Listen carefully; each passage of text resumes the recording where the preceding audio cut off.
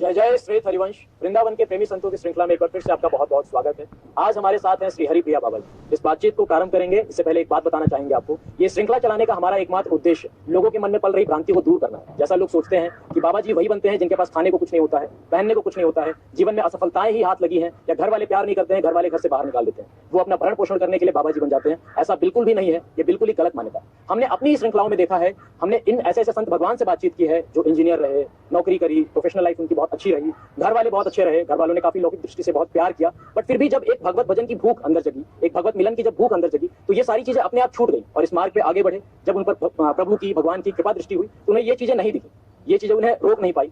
हमारा उद्देश्य बस यही है कि बाबा जी बनने का उद्देश्य केवल भगवत प्राप्ति करना, भगवत भजन करना, भगवत प्रेम को प्राप्त करना है।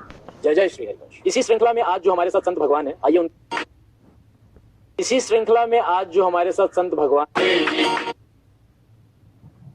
इसी श्रृंखला में आज जो हमारे साथ संत भगवान है, आइए उनके साथ बातचीत प्रारंभ करते हैं। श्री हरिवंश बाबा। श्री हरिवंश बाबा, आप अपनी जन्मस्थली के बारे में बताएं। शरीर कहाँ का है आपका, माता पिता क्या करते थे आपके? मेरा जन्मस्थली उड़ीसा में समुद्र किनारे एक स्थान है, बरहमपुर जी, वहाँ से मैं बिलोंग करता हूँ जी।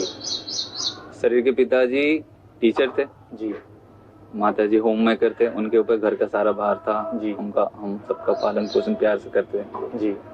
बाबा, आप अपने एजुकेशनल बैकग्राउंड के बारे में बताइए, कहाँ तक पढ़ाई की है आपने?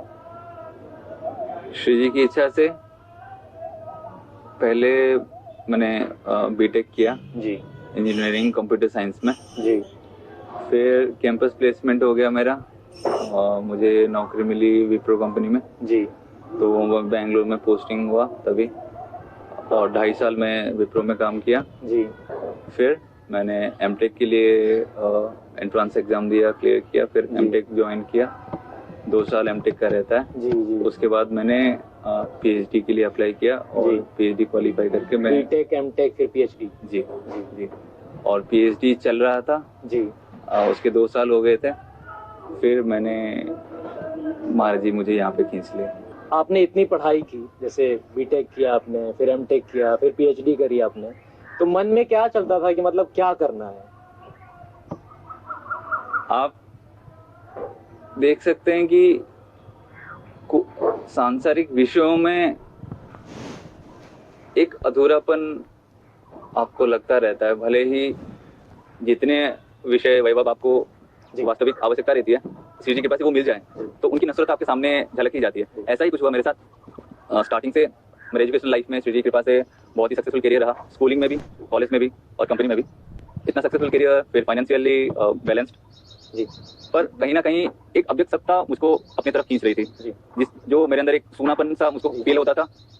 मुझको लगता था कि ये सुखों के बाद भी मैं तृप्त नहीं हो पा रहा हूँ, मैं अपने आप को कंप्लीट फील नहीं कर पा रहा था, अनुभव नहीं कर पा रहा था कि मुझे लगता था कुछ लैग है, मुझे लगता था कि कुछ तो रुक रहा है लाइफ में जो कि मैं अचीव नहीं कर पा रहा हूँ, क्योंकि मैं कोई भी चीज मुझको हासिल करता था, मेहनत करता था और वो चीज मिलने के बाद भी अधूरापन सा रहता था। और इसी सूनापन में हम वास्तविक सत्यता को ढूंढने निकलते हैं कि वास्तविक ये सत्य है कि जो हमें चाहिए पर यहाँ पे तो वो नहीं मिलता है, तो हम उसको ढूंढने के लिए लगते हैं। तो एक जो खालीपन को महसूस किया उसी को ढूंढने के लिए उस समय अगर ऐसा कहा जाए कि अंदर ही अंदर किसी एक चीज की तलाश मतलब हो चुकी है आपके अंदर, कि आपको भगवत मार्ग या कुछ ऐसा कि इतना सब कुछ अचीव करने के बाद एक एम्प्टीनेस क्यों है, खालीपन? जी जी। तभी आप कहीं ना कहीं अचीव कर रहे थे बट कहीं ना कहीं कोयलापन, खालीपन था। सूनापन जीवन में रहता ही रहता था, क्योंकि वास्तविक प्रभु की तरफ बढ़ने के लिए और उनके आनंद में डूबने के लिए जो मार्ग चाहिए था वो तो अभी तक मिला नहीं था। तो वास्तविक यही मेरी जिंदगी में एक जो अभाव दिखता था, सारी चीजें थी, सारे विषयों का बाहुल्यता भी थी, पर ये प्रभु का मार्ग मेरे पास नहीं था। उस समय कभी आपने सोचा था कि अब शादी वादी करके एक सेटल्ड जो नॉर्मल लाइफ होती है वो जिएंगे? सांसारिकता तो वैसे सबके अंदर रहती है जी, हमें जब तक आध्यात्मिकता का लक्ष्य नहीं है जी, तो जैसे साधारण लोग सोचते हैं हम भी वही सोचते हैं कि एक अच्छी नौकरी हो जाए, ज्यादा पैसा कमा लेंगे जिससे हमारा फ्यूचर और भी सेफ हो जाए, यही चिंताधारा सबके अंदर थी। मुझको लगता था कि मैं फॉरेन जाऊं, फॉरेन में कंपनी अप्लाई करूं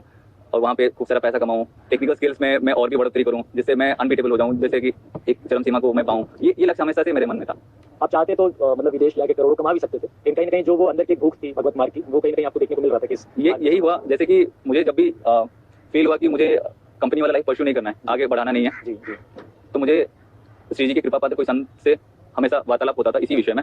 तो उनकी चर्चा से, सत्संग से मुझको ये भान हुआ कि ये जो प्रपंचमयी और विषय बाहुल्यता की ये जो नौकरी है, इससे काफी बेहतर तो कोई एक सात्विक जीवन हो। अच्छा बाबा, जो अध्यात्म का आरंभ है, जो भक्ति का बीज है, ये कहाँ से स्टार्ट हुआ आपकी लाइफ में? श्री जी ने कृपा करके ऐसे परिवार में जन्म दिया जहाँ पे माता पिता भक्ति से जुड़े थे, किंतु सकामता के लिए। जी देवी देवताओं की पूजा होती थी घर पे, जी। किंतु उनसे यही प्रार्थना होती थी कि हमें आरोग्यता मिले, हमें धन मिले, हमें सफलता मिले और उनको उनका भविष्य सुखद हो। जी। इसी वजह से काफी वो पूजा आप पाठ भी उस किया। समय पूजा पाठ किया करते थे? हाँ तो ऑफकोर्स आपके माता पिता भी आपसे कहते होंगे कि जी। बेटा तुम भी पूजा पाठ जी। करो, तो आपकी रुचि होती थी उस हाँ, समय? मैं भी सकामता के लिए ही मैं देवता और देवियों की पूजा करता था। मुझे सफलता मिले, मेरे एजुकेशन लाइफ में प्रोग्रेस हो, ये भी मैं मानता था। उस टाइम पे महादेव जी की मैं पूजा करता था, मंदिर सुबह सुबह मंदिर सबसे अच्छे जाना। महादेव लगते थे उस समय? जी, हनुमान जी भी लगते थे क्योंकि उन्हीं के स्वरूप जी। हैं। तो धीरे धीरे मुझे रामायण, महाभारत, भगवद गीता, ये हमारे ग्रंथ सारे घर पे रहते थे। जी।